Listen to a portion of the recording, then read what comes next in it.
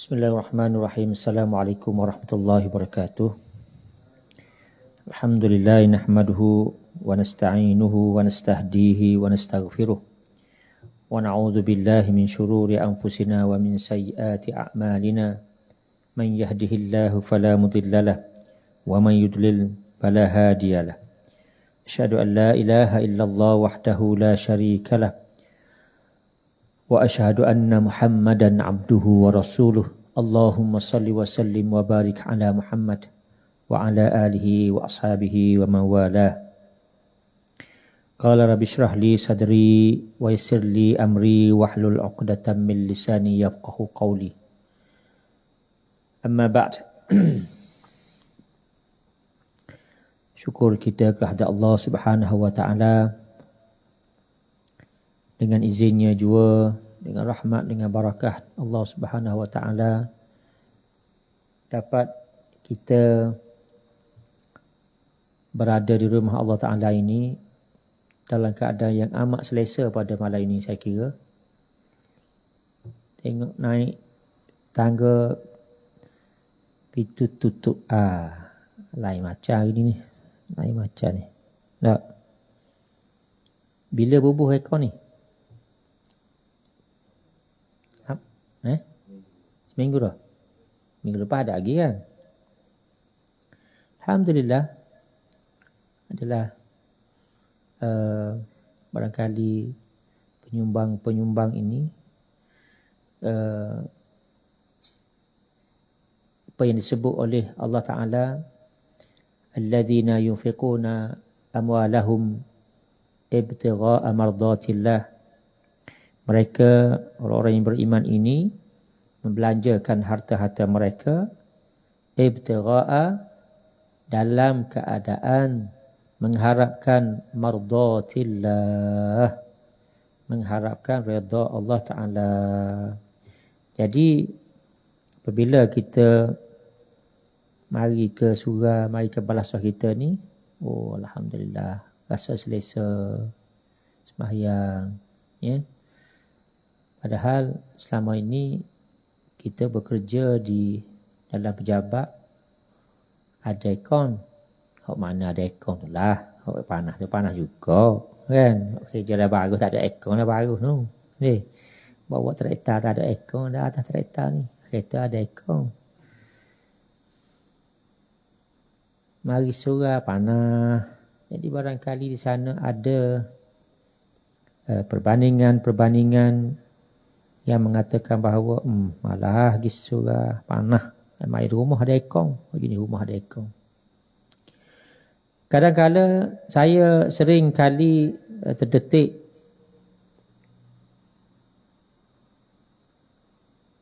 untuk mengajak tuan-tuan dan puan-puan sekalian untuk kita merenung seketika bagaimana premis ataupun bangunan yang merujuk kepada rumah ibadat kepada Allah Subhanahu wa taala ini, iaitu masjid atau surau atau balasah atau apa-apa, musalla sebagainya, kaedah pembinaannya tidak seperti kaedah pembinaan bangunan-bangunan lain. Jemaah kata, jemaah bangunan lain ada peruntukan, keluar tender, buat, siap, guna. Siapa masa nak buat masjid, nak buat surau, nak buat balasah, ni tok derma. Ada tak bunyi minta derma nak buat dawai badminton? Tak ada bunyi tak? Apa ni minta derma nak buat surau, balasah masjid ni? Kena buat khairat, nak buat apa ni, nak ambil pahala. Betul dah. Memanglah orang bagi derma tu nak buat wakaf pahala. Tapi seolah-olah menampakkan bahawa tidak ada peruntukan untuk buat masjid, balasah surau. Tapi buat dewan ada pula peruntukan. Dan kita melihat bangunan-bangunan yang besar-besar seperti lapangan terbang habis berbilion, buat lapangan terbang Kuala Lumpur. Besar tu ke, ruang tempat check-in tu luar, selesa. Tempat check-in tu ada dua jenis. kelas ekonomi latar biasa beratur panjang, berleka-leka panjang. Tepat kelas pertama tu siap dengan kapek. Oh, kapek beradom. Naik kau tu tulus je, supaya tulus ya. Kau tu betul naik belakang tak ada. Orang naik kelas pertama, pakatan kita baru kelas ekonomi baru, duduk bawah dak, apa sama je. Kemudian dalam perkiraan saya duduk pergi semua melibatkan menggunakan lapangan terbang ini. Lapangan terbang yang besar, luar, selesa. Siapa masa nak semayang, pergi surah, ya Allah, beli muat 12 orang. 12 orang je beli muat. 12 orang tu musim biasa. Manakala musim PKP COVID ni, separuh 6 orang je lah boleh muat. Bayangkan, satu kapal terbang 180 penumpang kalau penuh, nak semayang serentuk. Hak nak semayang lah, hak tak semayang tu ramai. Katalah taklah separuh. 90 orang nak semayang serentuk, ya Allah. Di tepi surau tu, tempat minum kopi. Luah tu gak lega. 4 kali gana surau. Minum kopi, ya orang tak ramai mana pun. Air kopi 12 hias sekelah. Secawan. Ya. Orang minum juga. Tapi tuan-tuan dan puan-puan, marilah kita merenung bagaimana yang disebut oleh tadi, yang saya baca tadi, alladzina yunfiquna amwalahum ibtigha'a mardatillah. Mereka yang berbelanja. Mereka itu macam mana? Mereka lah yang beriman kepada Allah Ta'ala dan Rasulnya di hari kiamat. Yunfiquna amwalahum, membelanjakan harta-harta mereka ibtigha'a mardatillah, dalam keadaan mengharapkan redha Allah. Ya, kita melihat bagaimana penyumbang akaun ini antaranya memberi keselesaan kepada semaya. Oh, sedapnya. Barangkali warga Pasukuri ini akan bertambah minat, akan bertambah keinginan untuk mari semayang di surau. Sebab rumah ada akaun, ada akaun dulu. Ada surau, dia mari surau tak. Tapi mari surau nak semayang tu dengan niat nak bermunajat kepada Allah Ta'ala, jangan rasa nak duduk dalam akaun. Jadi silap niat, jadi tak banyaklah pahala dapat. Tuan-tuan dan puan-puan yang dirahmati Allah sekalian, a'udzubillahi minasyaitonirrajim. Ya ayyuhalladzina amanu kutiba alaikumus siyam kama kutiba alal ladzina min qablikum la'allakum tattaqun. Wahai orang-orang yang beriman. Allah menggunakan ya ayyuhalladzina amanu, wahai orang-orang yang beriman. Ya. Maknanya ayat-ayat makkiyah yang diturunkan sebelum itu, Allah menyebut ya bani Adam, ya ayyuhan nas, wahai sekalian manusia, wahai anak-anak Adam. Apabila dah ramai penganut-penganut agama baharu Nabi Muhammad sallallahu alaihi wasallam ini, Allah menukar panggilan ya ayyuhalladzina amanu, wahai orang-orang yang telah beriman. Kutiba alaikumus siyam, difardukan, diwajibkan. Disebut kataba, kutiba ni ditulis bagi yang menunaikan dapat pahala, bagi yang meninggalkan dapat dosa. Maksudnya ditulis amalan puasa di ini. Kutiba alaikumus siyam, difardukan, diwajibkan ke atas kamu berpuasa, kama kutiba alal ladzina min qablikum, sebagaimana diwajibkan ke atas kaum-kaum sebelum kamu. Maknanya amalan puasa ni bukan untuk umat Nabi Muhammad saja. Ya, amalan puasa ni untuk umat-umat terdahulu pun ada dah. Barangkali caranya berbeza. Ya, diriwayatkan Nabi Musa alaihissalam berpuasa selama 40 hari. Ya, dia bermunajat kepada Allah Ta'ala di satu gua di Palestin. Di Palestin itu dia kaki bukit, ada gua kecil, dia duduk situ. Dia pun mendadak situ. Kemudian hari ini diambil alih orang Kristian, baru tempat ibadat dia lah. Asalnya tempat Nabi Musa bermunajat kepada Allah Ta'ala situ, beruzlah, berkhalwat, duduk seorang diri. Khalwat ni bersembunyi-sembunyi. Maksudnya bukan berkhalwat ni duduk bersembunyi, lelaki dan perempuan. Asal makna khalwat ni adalah bersembunyi. Kenapa? Untuk beribadat kepada Allah Ta'ala. Tapi khalwat pada hari ini adalah amalan maksiat yang dilakukan oleh seorang lelaki dan perempuan bersembunyi untuk melakukan amalan maksiat kepada Allah Ta'ala. Jadi apabila Allah menyebut bagaimana telah difardukan kepada kamu berpuasa sebagaimana dia telah difardukan kepada umat-umat ataupun kaum-kaum sebelum kamu, sebelum umat, sebelum apa ni,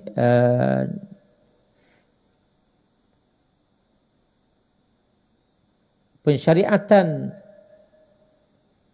kepada puasa, pensyariatan puasa kepada umat Nabi Muhammad ini, umat-umat sebelumnya telah difardukan.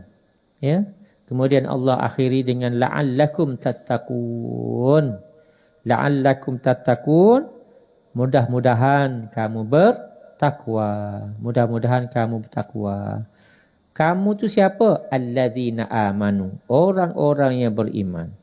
Dan orang yang tak beriman, orang yang beriman. Orang yang tidak beriman ni, dia berpuasa. Ada yang berpuasa, ada yang tidak berpuasa. Ataupun dia rupa dia berpuasa, tapi dalam keadaan bersembunyi dia makan. Orang tak beriman berlaku tu. Dia menganggap bahawa Allah tak nampak apa yang dia buat. Jadi tuan-tuan dan puan-puan, kita berada di penghujung Syaban ini. Seminggu lagi dengan izin Allah Ta'ala, dengan dengan rahmat Allah Ta'ala, barangkali kita disampaikan ke hari pertama Ramadan. Allahumma barik lana fi Sya'ban.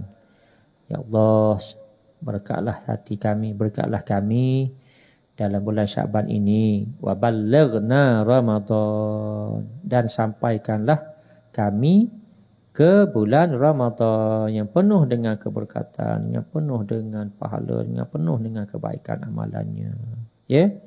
Dan pada tahun-tahun lepas, banyak sangat kita mendapat berita bahawa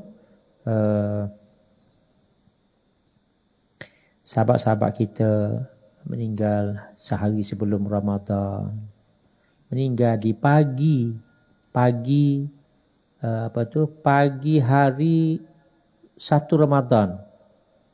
Pagi hari itu sebelum bangun bersahur, sebelum masuk lagi ataupun tamat waktu sahur, iaitu maksudnya waktu fajar itu, waktu solat subuh tu, dipanggil oleh Allah Ta'ala, tidak sempat untuk menunaikan ibadat puasa. Jadi tuan-tuan dan puan-puan, saya menyeru kepada saya yang orang bercakap ini, dan juga kepada tuan-tuan dan puan-puan sekalian, marilah sama-sama kita berdoa kepada Allah Ta'ala supaya Allah sampaikanlah kita ke bulan Ramadan pada minggu depan, insya-Allah. Jadi apabila kita bercakap berkenaan dengan kefarduan menunaikan ibadat puasa ini, marilah kita mengulangi kefahaman, mengulangi keilmuan apa itu puasa. Dan pada malam ini barangkali malam Selasa minggu depan, kita kalau tidak ada apa-apa perubahan, kita akan solat tarawih. Hebat ustaz sebut solat tarawih. Nampak dah kau anak bulan Ramadan ni. Dia tengok anak bulan Ramadan pada hari ini, pada zaman ini adalah satu kefarduan juga. Ya, tetapi perkiraan ahli-ahli falak tu 95% tepat. Dikira belakang dah. Ya, pada hari Isnin minggu depan ni, anak bulan Ramadan, terbit pukul berapa? Terbit pukul berapa? Kalau terbit pukul 11 pagi, sebelum pukul 12 tengah hari, perkiraan dia nampak. Perkiraan dia nampak. Mana maghrib tu pukul 7 tu, 7.12 minit tu, perkiraan dia nampak. Kalau anak bulan tu baru terbit pukul 3.30, 4.30 petang, perkiraan dia tak nampak. Bukan tak nampak tu, tak nampak. Copong besar-besar harga 500,000 tak nampak. Nampak. Tapi perkiraan dia adalah tak nampak. Perkiraan dia. Anak bulan tu nampak. Tapi perkiraan tak nampak. Mana pula ustaz? Anak bulan nampak, perkiraan tak nampak. Dia terbit. Nampak dah. Sen tu. Sebelum 8 jam sebelum waktu maghrib. Itu cara kira dia. Kalau 8 jam sebelum waktu maghrib, dia duduk dah atas kepala tu 8 jam sampai aku 7 maghrib ni, perkiraan dia nampak. Perkiraan dia nampak. Dia mikrofon dah teropong tu bukan dia cari mana nak pula tak ada. Dia tak cokoh atas mata kamera ni kan, tak cokoh situ je. Cuma sampai masa waktu maghrib tu, anak bola tu masuk tak dalam kamera copong. Tu cara lihat dia. Tu je. Jadi dia kira siap dah dengan pergerakan bumi, pusingan bumi pusing bola. Pada minggu depan 13 hari bulan ni, 12 hari bulan ni masuk anak bola tu dalam kamera. Tuan-tuan dan puan-puan, jamuan hari raya untuk pembesar-pembesar negara, menteri dan sebagainya, Perdana Menteri tak. Bila dia buat persiapan? 2 bulan sebelum Ramadan. Bukan 2 minggu sebelum raya. 2 bulan sebelum Ramadan tu dah tender. Siapa nak boleh tender jamuan hari raya Perdana Menteri. Dia tahu mana tarikh. Siaplah ke dah tarikh. Tunggu penyimpan mahu besar. Istihar saja. Baik, tuan-tuan dan puan-puan, pada malam Selasa minggu depan, insya-Allah dengan izin Allah Taala, kita akan sama-sama solat sunat tarawih, dan pada malam ini mari sama-sama kita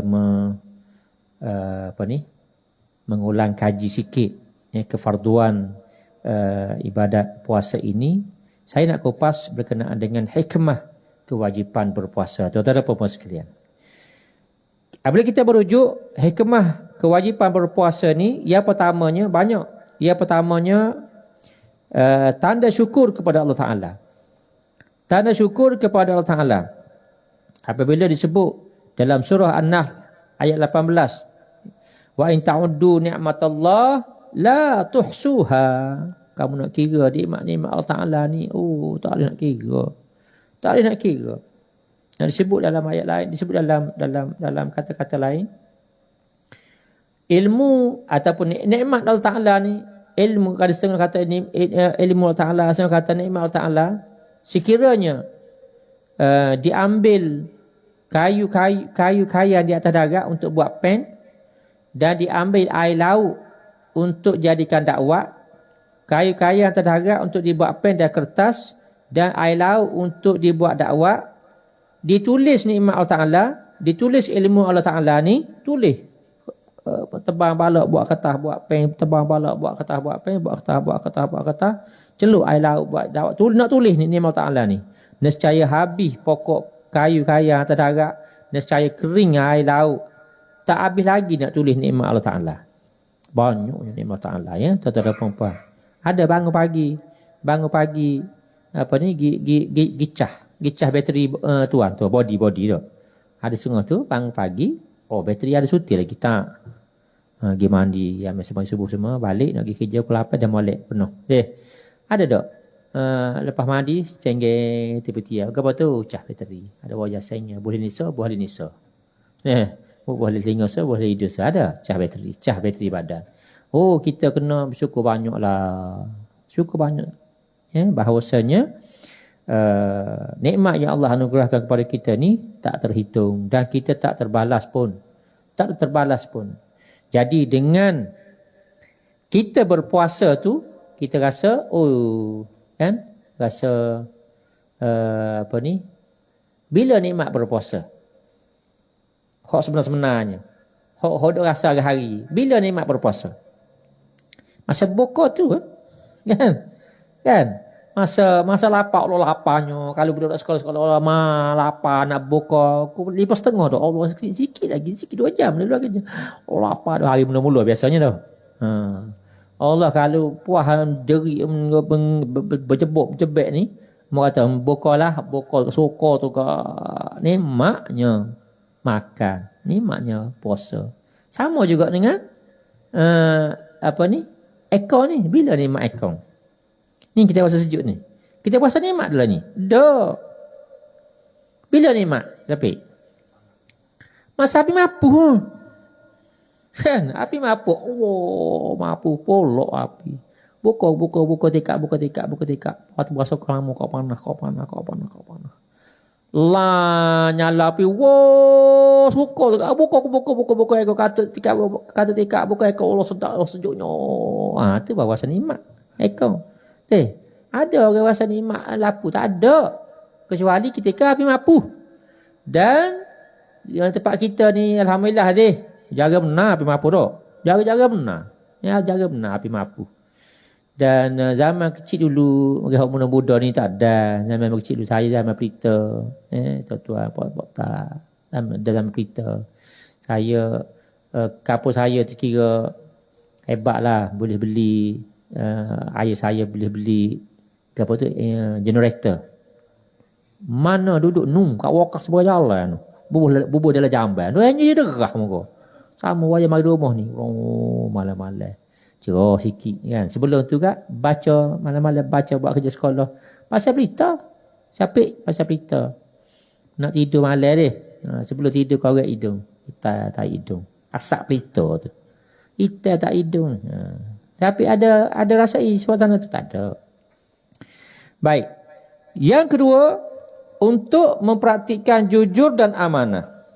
Larangan-larangan kita dalam berpuasa adalah amanah. Apa dia antaranya?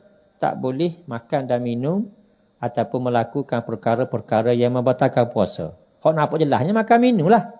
Kan? Hak nampak jelasnya makan dan minum. Banyak cerita katung duk buat apa semua ataupun cerita elang-elang duk buat apa semua kan. Bunyi kokek-kokek dapur tak. Kokek-kokek. Lepas tu mungkin dia dah mak dia khabar tu. Dia buat kan. Hush. Apa kucing ni duk main kokek-kokek dapur padahal dia duk makan. Jadi situ adalah bagaimana kepatuhan ataupun i'tikad. Itu melibatkan akidah tu. Apa maksud melibatkan akidah tuan-tuan? Maksudnya pergi dapur, mak tak nampak, tapi masa tu sudah dikira syirik kecil. Dia panggil syirik kecil. Apa syirik kecil? Maksudnya masa tu dia sudah tidak yakin bahawa Allah Ta'ala melihat, Allah Ta'ala tu maha melihat, Allah Ta'ala maha mengetahui dan malaikat kiri kanan dia duduk tengah tulis. Syirik kecil apa panggil? Jadi dengan adanya kewajipan berpuasa ni, walaupun kita duduk seorang di rumah, walaupun kita duduk seorang dalam bilik, bahawasanya kita mesti tanamkan dalam hati, tanamkan dalam pemikiran kita, dalam kesedaran kita bahawa Allah Ta'ala maha melihat. Jadi itu di antara kaitan dengan larangan-larangan yang kita tak boleh buat ketika berpuasa ini, maka dia memupuk ataupun dia mensekolahkan kita. Jauh tu panggil sekolah Ramadan kan? Puasa ini mensekolahkan kita supaya kita patuh kepada perintah Allah Subhanahu Wa Taala. Yang ketiga ialah melatih diri daripada mengawal nafsu. Allah laparnya tengok air. Saya dulu mengajar di sekolah Felda ni di Terengganu ni. Masa mula-mula habis sekolah dulu, sebelum masuk U, mengajar dah setahun di Felda. Sekolah petang, kita satu di Ruwa, masuk 12.30. 12.30 tu mengajar Quran dulu. Pukul 1 hok pagi tu balik, barulah start kelas akademik hok petang saat ni. Pukul 4.30 rehat. Memang time dia rehat dengan waktu asar. Pelajar wajib semaya asar. Maknanya tengah hari tu semaya zuhur dulu. Mengaji 12.30 berhenti rebas zuhur, mengaji tu di surah sekolah. Jadi masuk waktu zuhur, semaya zuhur dulu baru masuk kelas. Kemudian pukul 4.30 berhenti mayasa. Rehat sekali dengan mayasa. 40 minit pelajar boleh pergi minum, keting sebagainya, dah semayasa. Mitah tuan-tuan. Mitah tahu mitah. Oh, mitah nak suruh elok lebih pada elok itik. Itik mudah. Itik mudah. Gedek. Saya ikut ke depan. Orang ikut belakang-belakang. Oh, orang yang payah weh. Nak elok nak pergi suruh. Tapi bulan puasa ni kreng bunyi loceng rehat tu. Pau gisorah. Oh, bagus. Hikmat puasa. Bagus hak nombor aku ni. Berlari gisorah. Berungga gisorah. Ambil wuduk ni nak sembahyang asar ni. Nak pergi kaiti tak boleh buka puasa. Kemudian lama saya perhati. Rupa-rupanya masa dia ambil mayat tu lah dia togok air. Oh, padahal pun berebut nak pergi surah. Jadi situ dengan adanya pensyariatan puasa ini, di sebalik jaga amanah amanah kepada larangan puasa tadi, kita nak jaga nafsu kita. Nafsu yang pertama, nafsu makan minum, nafsu syahwat, nafsu seks, nafsu lihat mata lihat perkara-perkara yang tidak sepatutnya kita lihat, macam-macam lah. Yang keempat, menjaga kesihatan.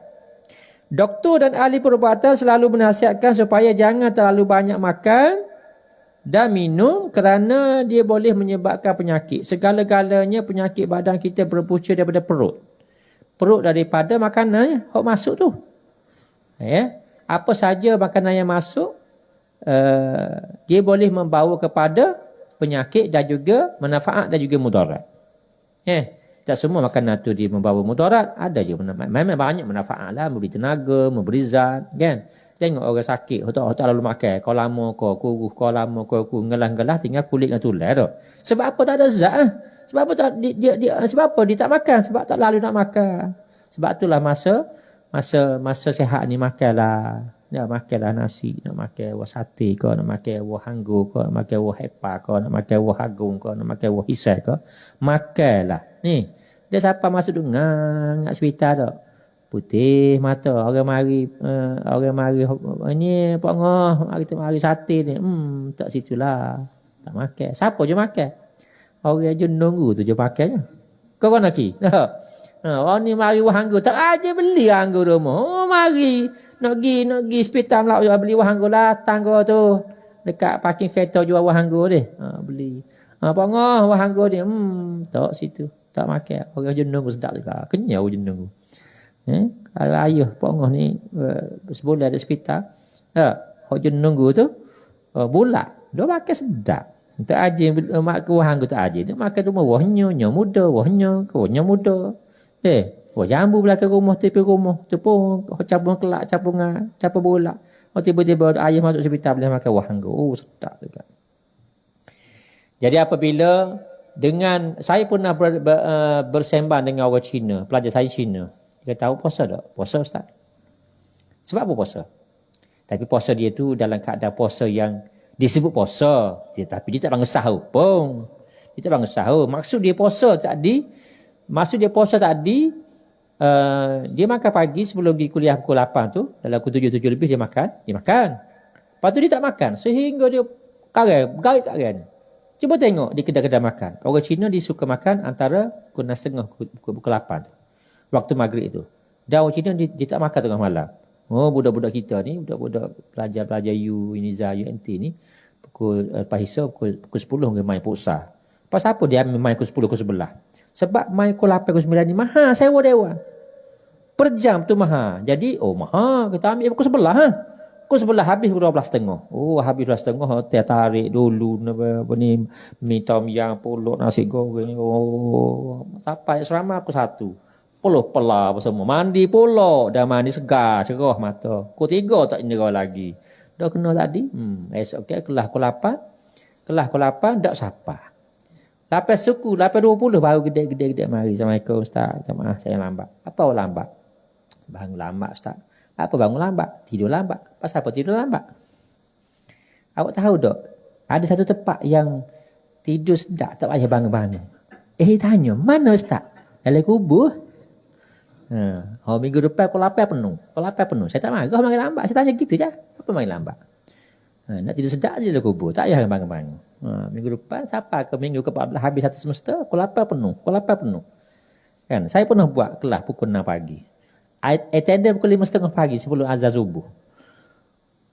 Saya pergi mesyuarat Pak Khulupur. Kelas banyak tinggal nak ganti kelas Allah. Time saya free pelajar ada kelas. Time pelajar free saya ada kelas. Temu semua. Dia kata tak ada arah dah. Saya kena ganti kelas pukul 5.30 pagi esok. Boleh tak? Tanya 3 kali. Betul tak Ustaz ni? Betul. Tapi dengan syarat awak tak boleh buat bantahan kepada dekan ke, kepada nak Chancellor Universiti ke, tak boleh buat bantahan. Dengan awak bersetuju. Kalau setuju, saya tanya 3 kali. Setuju atau tidak? Tanpa bantahan, setuju. Setuju atau tidak? Tanpa bantahan, setuju. Setuju atau tidak? Tanpa bantahan, setuju. Cukup 3 kali. Attendance pukul 5.30 pagi esok sebelum azan subuh. Assalamualaikum sembahyang subuh. Tak kira lah. Tengok waktu lah. Kalau pukul 6 suku tu Assalamualaikum. 6 suku, 7 suku, 8 suku 2 jam. 8 suku habis kuliah. Di surga. Buat. Jadi maknanya waktu dengan pelajar tadi. Jadi pelajar Cina dia puasa juga. Sebab apa? Tanya kenapa awak puasa? Sebab kalau saya makan sibuk nak makan dia kata. Sibuk nak makan. Orang Indung kata orang Malaysia. Orang Indonesia kata ke orang Malaysia ni. Orang Malaysia ni sikit-sikit makan. Sikit-sikit makan. Sikit-sikit makan. Kita orang Indon makan sikit-sikit. Kita ni makan banyak tak? Makan semua. Yang kelima, apabila kita kurang makan, maka darah-darah yang ada dalam badan kita menjadi lemah. Apabila darah jadi lemah, maka nafsu pun akan jadi lemah. Nafsu syahwat pun lemah. Nafsu nak marah orang pun lemah. Kalau kena budak-budak nak marah, budak-budak nakal-nakal sekolah, pandang kata. Kan marah aku tidak aku ni. Mana gitu. Ya. Kemudian, belas kasihan kepada orang miskin. Tuan-tuan dan puan-puan. Orang miskin, orang seking duk sejik, duk sakit ke hospital nak sika ni. Orang seking kesekuk duk sejik sakit ke hospital nak sika. Keseking dia. Dia ni, kalau hok fakir atau miskin ni, dia lapar dia sepanjang tahun. Lapar dia sepanjang tahun. Kita ni lapar kita 30 hari je setahun pada bulan Ramadan. Hari lain dia kenyang semua. Kata ahli Yazid kata apa? Hari-hari lapar jangan benar hari kenyang. Kata ahli Yazid. Hari-hari lapar jangan benar hari kenyang. Kita ni hari-hari kenyang jangan benar hari lapar. Nah. Jadi apabila dengan ada syariat puasa ni kita rasa gini rupanya orang miskin tu rasa lapar. Sebab masa puasa tu lah kita rasa lapar. Tapi kena adalah kesedaran tu. Sebab tu saya cakap pada malam ni. Ya, saya cakap pada malam ni bahawasanya masa kita puasa tu kita rasa lapar. Kita kena tanam lah.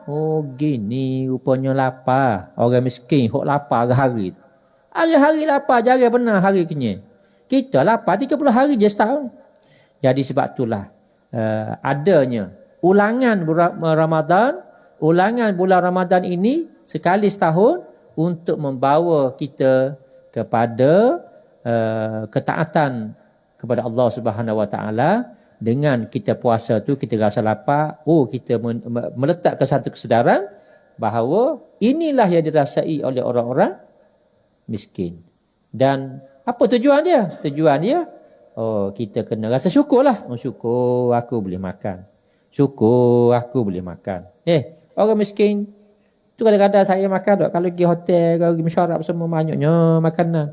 Saya kata, makan aku. Orang Palestin makan gapo hari ni. Saya dengar, tak jadi nak makan Ustaz weh.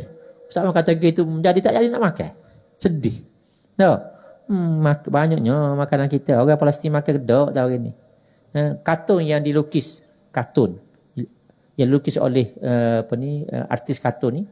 Seorang anak tanya pada mak dia, mak, kita nak sahur gapo hari ni? Masa tu pagi, bangun sebelum subuh tu, waktu sahur tu. Mak, kita nak sahur gapo hari ni? Mak pun jawab, mau tanya nak sahur gapo. Kita buka pun tak lagi. Tak buka lagi. Tak ada makanan. Minum air masuk. Rumah 2 butir. Dah. Maksudnya, buka sekadar ada tu, rumah 2 butir air masuk. Nak jumpa air lai cikau, jauh je nak. Nak jumpa air Bandung, air Singapura, jauh. Nak jumpa nasi mandi, gula kambing, jauh. Makan mana ada. Jadi apabila kita kena letaklah diri kita ni, letak. Orang miskin gini, orang Palestin gini, Jadi apabila disebut selalu sama, kalau ustaz-ustaz di sekarang agak disebut sama. Bagaimana satu malam Sayyidina Umar radhiyallahu anhu meraung bandar Madinah tu untuk melihat rakyat dia. Seorang perempuan sedang rebuh batu dalam periuk dengan kayu api. Anak dia di atas rebah jenera. Mau buat gapo ni, aku rebuh batu. Batu apa rebuh batu? Aku koyakkan aku tunggu ni batu ni masuk. Masuk kita makan lah. Jenera atas rebah. Jadi nak ayatnya siapa tahap tu? Tuan-tuan dan puan-puan, ketika Afghanistan diserang oleh kuasa-kuasa barat, hancur lebur Afghanistan. Orang Afghanistan tak tahu nak makan gapo. Nak makan gapo? Dia ambil rebuh rupuk. Rebuh air dengan api, dengan kayu api, rebuh rupuk. Makan rupuk. Pernah makan bukan sok ni. Rupuk rebuh. Bukan sok rupuk. Tak ada apa satu gula garam ke lari tak ada, berbahaya bodoh gitu. Di pusat pelarian, pelarian orang-orang Syria lari masuk ke sepadan Jordan pun semua ni. Kita kalau kedai-kedai makan pasar ada bergelawak kucing tu, kaki dah kedai makan nyo dah. Kawasan tak ada kucing. Kucing lari takut. Dia buat apa? Meleh. Makan hukum dia guna ustaz ayah makan kucing. Waktu hukum empat lain. Soalan sekali tak ada makanan. Tak ada makanan. Cuba tengok dalam filem, dalam YouTube dan sebagainya. Orang buat kajian. Tanya budak-budak umur 4 tahun, 5 tahun dah. Tunjuk kalimah Allah. Alif lam ha tunjuk. Gapo ni? Tak tahu. Mau boleh baca ni? Tak tahu. Dia boleh cakap. Tapi nak baca, tak tahu. Sebab tak ada pengalaman pergi sekolah. Tak ada pengalaman pergi sekolah. Kita beli sekolah Stanza, beli sekolah pada Muti. Allah syukurlah. Tak boleh pergi sekolah Ustaz Mahmud, Ustaz Semang, Ustaz Sa'id pun. Beli sekolah Stanza pun syukurlah. Budak Palestin ni, budak Syria, pelarian Syria ni, tunjuk kalimah alif lalah tak boleh baca. Mada? Ma ba'arif. Tak mana nak baca. Sebab apa? Sebab tak pernah pergi sekolah. Jadi, apabila ditunjukkan video-video berkenaan dengan budak-budak kanak-kanak ni tak pandai baca, walaupun kalimah Allah sebutir pun tak tahu, maknanya orang barat suka hati. Itulah sebab dia. Tuan-tuan dan puan-puan, pada tahun 1967-68 apabila barat negara-negara Israel negara-negara Arab berperang dengan Israel. Apabila Israel menang pada tahun 1967-68 tu, maka dia menawan sebahagian besar tanah Palestin, kemudian perang semua perang dia sengaja tembak, dia tak tembak dada. Tembak dada mati terus. Ditembak apa? Ditembak kaki, putus hancur kaki, tembak tangan, hancur tangan. Maka golongan-golongan ini di awal tahun akhir tahun 70-an, awal tahun 80-an dia besar. Dia tembak budak-budak ni umur 4 5 semua ni pau tembak acur kaki kan. Tak mati. Pada tahun akhir 70-an, awal 80-an dia dewasa umur 20, umur 25 ni tak ada apa, kaki kudung, tangan kudung. Maknanya itulah kehebatan pemikiran orang Yahudi. Dia nak melumpuhkan orang-orang Islam ni dengan kaedah peperangan. Ya. Dan akhir zamanlah tunjuk bagaimana negara-negara Islam sudah berada di penghujung tanduk. Baik, Tuan-tuan dan puan-puan, sempena dengan kehadiran bulan Ramadan yang akan datang ini, kita selalulah berdoa kepada Allah Ta'ala, Allahumma barik lana fi Sya'ban wa ballighna Ramadan. Ya, barangkali kah Ramadan ini adalah Ramadan terakhir bagiku. Barangkali Ramadan kali ini Ramadan terakhir bagiku. Dan barangkali aku siapa kedok Ramadan tahun ini. Siapa kedok? Cuba kedok. Ya. Saya beringat kepada saya, bagi orang yang bercakap ni, maknanya siapa kedok aku ni ke dalam Ramadan yang banyak sangat janji-janji Allah Ta'ala kepada umat dia ni, ya, kepada umat Nabi Muhammad ni. Ya, semayang pahala semacam ini, semayang tarawih begini. Kita ni semayang tarawih 10 malam pertama penuh. 10 malam kedua separuh. 10 malam terakhir tu tinggallah jemaah biasa. Kalau 15 hari tu ya ada. Jadi tuan-tuan dan puan-puan, saya pernah pergi ke Indonesia, Selatan Sumatera. Nama dia Lampung Selatan.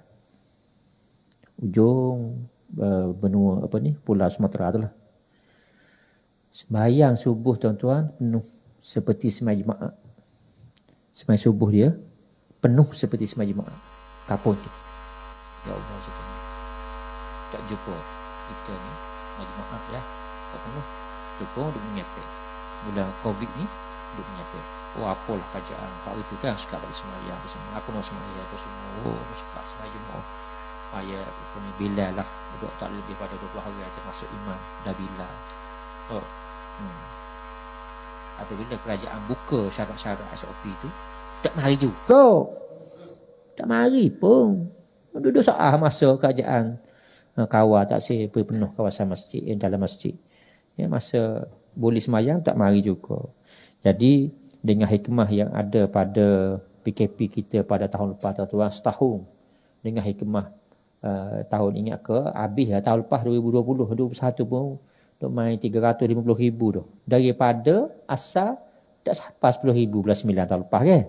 Daripada bulan 1 sampai bulan 8 tu dah sampai 10,000, 9,000 lebih.